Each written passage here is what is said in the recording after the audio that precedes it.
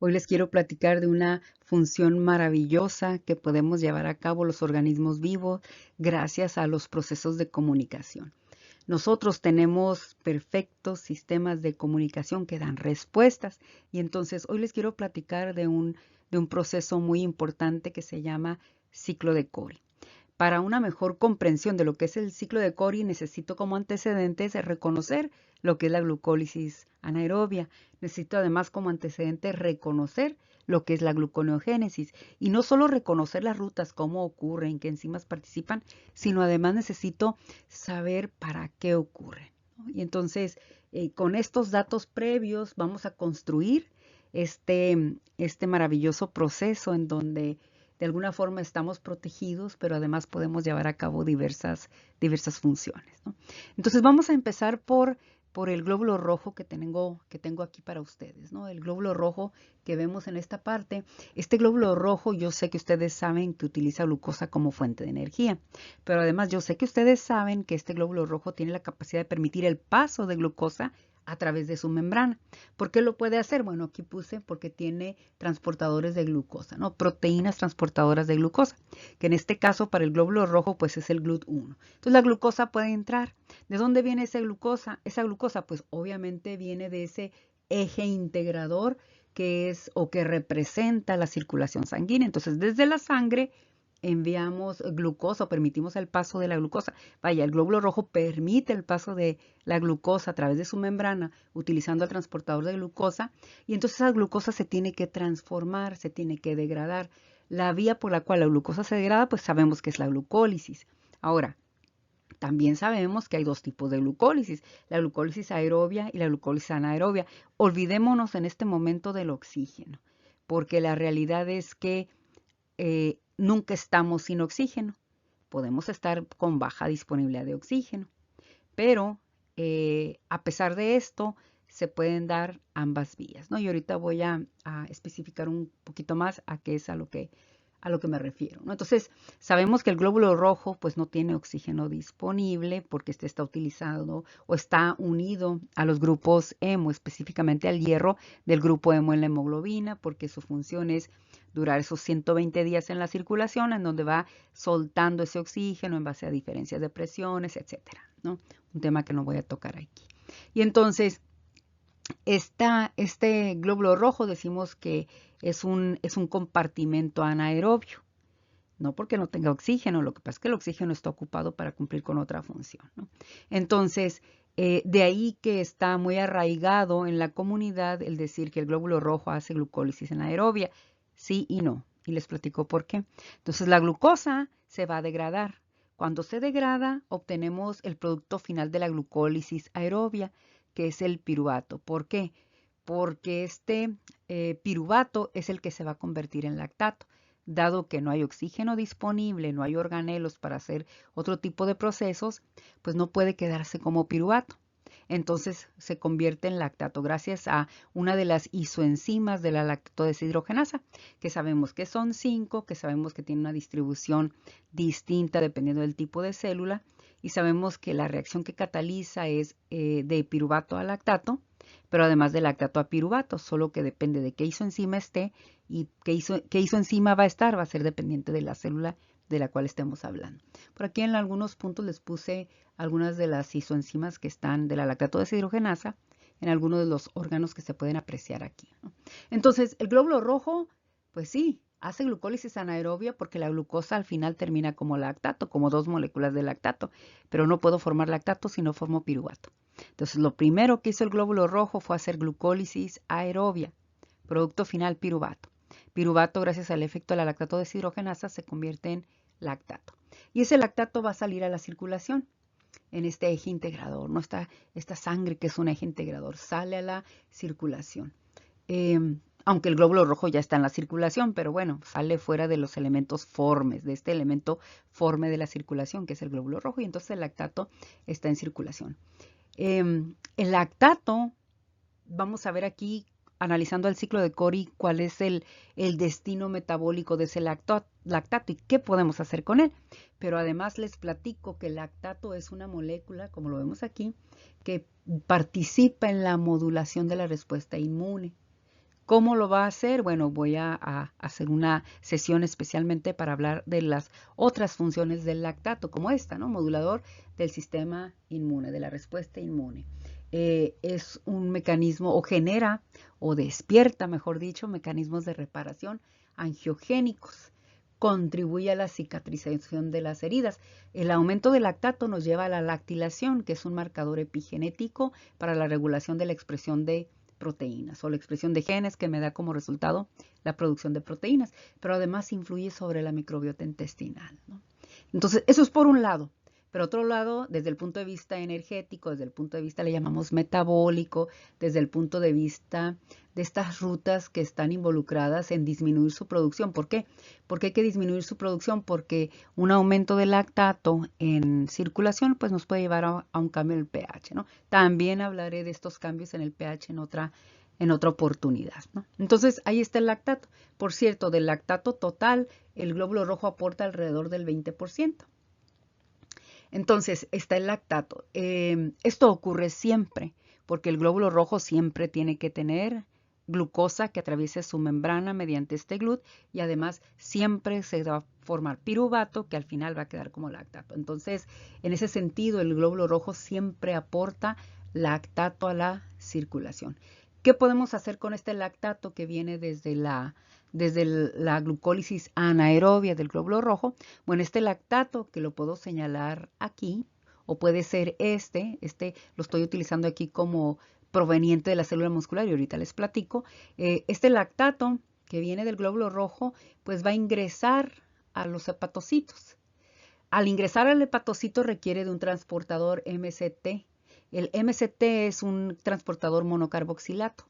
Estos transportadores, puse aquí, es el 1, el que está en el hepatocito de alrededor de 14, al menos para el 2017 había 14, seguramente para el 2024 se habrán encontrado más o a lo mejor no.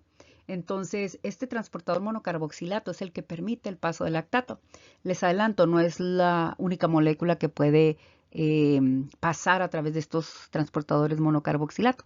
Lo hace también el ácido beta-hidroxibutírico, lo hace también el acetoacetato, que son cuerpos cetónicos. Bueno, una vez que el lactato ingresa, este lactato se va a convertir en piruvato y otra vez una de las isoenzimas cataliza esta reacción que es la lactato deshidrogenasa 4. Entonces, una vez que obtenemos el piruvato, si bien todos reconocemos el destino, uno de los destinos del piruvato, que es convertirse en moléculas de acetilo a través de la piruvato deshidrogenasa, ingresar al ciclo de Krebs, a la cadena respiratoria y fosforilación oxidativa, en este caso el piruvato va a convertirse en oxaloacetato. Esto se va a carboxilar por una piruvato carboxilasa. Se va a carboxilar y entonces el oxaloacetato, que es el último metabolito que se produce en el ciclo de Krebs, se va a convertir en malato. Esto ocurre a nivel de matriz mitocondrial, ¿no? Porque ambos son mediadores o intermediarios del ciclo de Krebs. Una vez que se produce el malato, resulta que en este malato van los carbonos del oxaloacetato. Y resulta que los carbonos del oxaloacetato son los carbonos que utilizo para formar la glucosa que voy a mandar a la sangre. Pero el oxaloacetato no puede salir de la mitocondria, sin embargo el malato sí. Entonces el malato a través de una lanzadera pasa al citoplasma. En el citoplasma el malato por la malato deshidrogenasa se convierte en oxaloacetato. Y el oxaloacetato, a través de una enzima, se va a convertir en fosfonolpiruvato. El fosfonolpiruvato es la molécula que puede seguir hacia arriba por como está aquí estructurado, o vaya, el fosfonolpiruvato es el que puede seguir hacia glucosa, porque al haber brincado este paso, si el oxaloacetato se hubiera convertido en piruvato, esta reacción es irreversible, la que ocurre antes del piruvato, que es de fosfonolpiruvato a piruvato, ¿no? Entonces, para que esto quede más fácil y más claro, les sugiero revisar la presentación o la sesión donde se habla de gluconeogénesis a partir del lactato, que está aquí mismo en el canal. Entonces, el fosfonolpiruvato pasa por cada uno de los intermediarios, pero en sentido contrario, de la glucólisis. Y entonces se convierte finalmente en glucosa. Necesito 2 fosfonolpiruvatos por cada molécula de glucosa. Eso significa que necesito 2 lactatos para poder formar una molécula de glucosa. Recordemos que el fosfonolpiruvato es una molécula de 3 carbonos. Entonces 2 por 3, 6, los 6 carbonos de la glucosa. Esa glucosa va a salir a la circulación.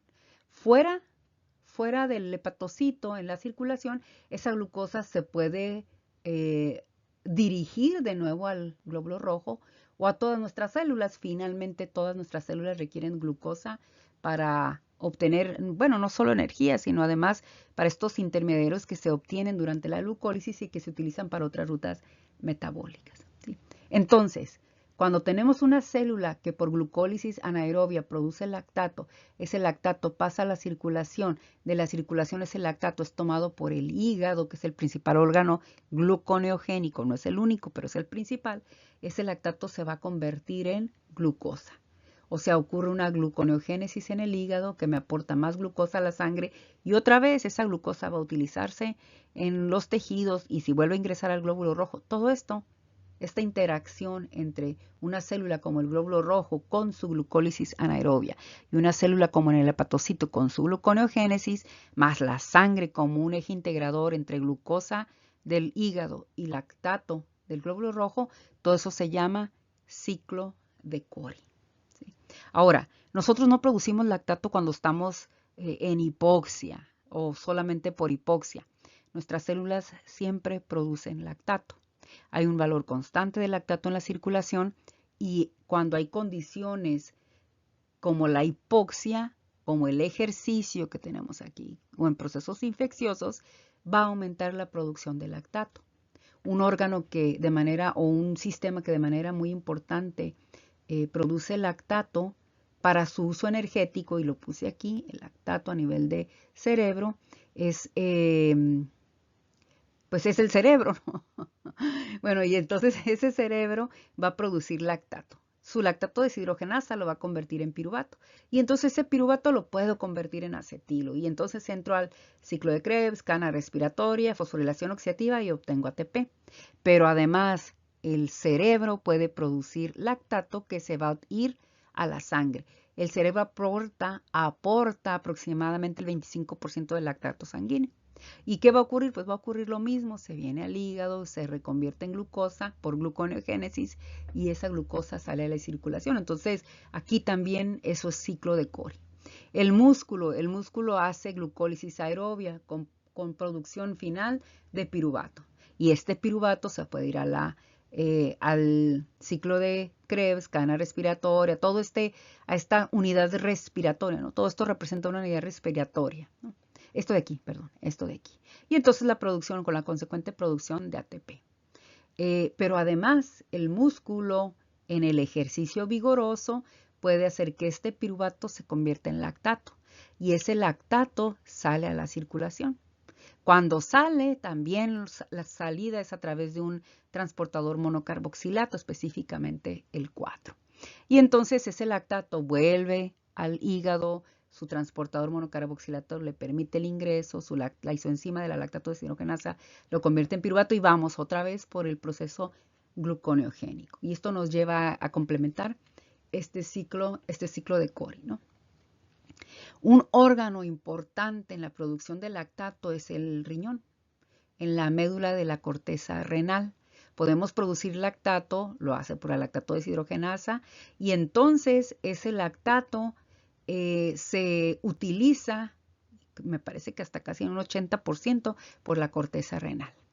Y una parte de ese lactato puede salir en forma de glucosa, porque el riñón es el segundo órgano en orden de importancia en cuanto a su capacidad gluconeogénica y puede aportar glucosa. Esto se da mucho, sobre todo en condiciones de hipoglicemia severa. Entonces, por otro lado, tenemos que el intestino, que las células intestinales aportan a la circulación alrededor del 10%. Y el corazón utiliza el lactato como fuente de energía. Y ese lactato que se utiliza como fuente de energía lo hace a través de la transformación por la lactato deshidrogenasa tipo 1, por esa isoenzima.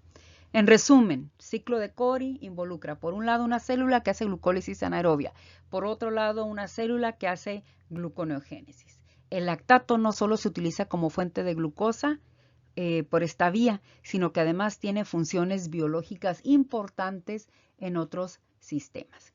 de alguna forma es independiente de la concentración de oxígeno, sin embargo, cuando la disponibilidad de oxígeno disminuye, porque a veces por error decimos cuando no hay oxígeno, pues no, siempre hay oxígeno. Entonces, cuando la disponibilidad de oxígeno disminuye, esto aumenta la conversión de piruvato a lactato. Esto es, se aumenta la glucólisis anaerobia. Y finalmente, la enzima más importante es lactato deshidrogenasa. Son 5 enzimas que tienen una distribución distinta para cada célula. Y el proceso que cataliza o la reacción que cataliza es reversible, solo que en distintos órganos. Y la molécula transportadora de lactato hacia la sangre, pues son los transportadores monocarboxilato. El ingreso del lactato hacia los tejidos es otro tipo de transportadores monocarboxilatos.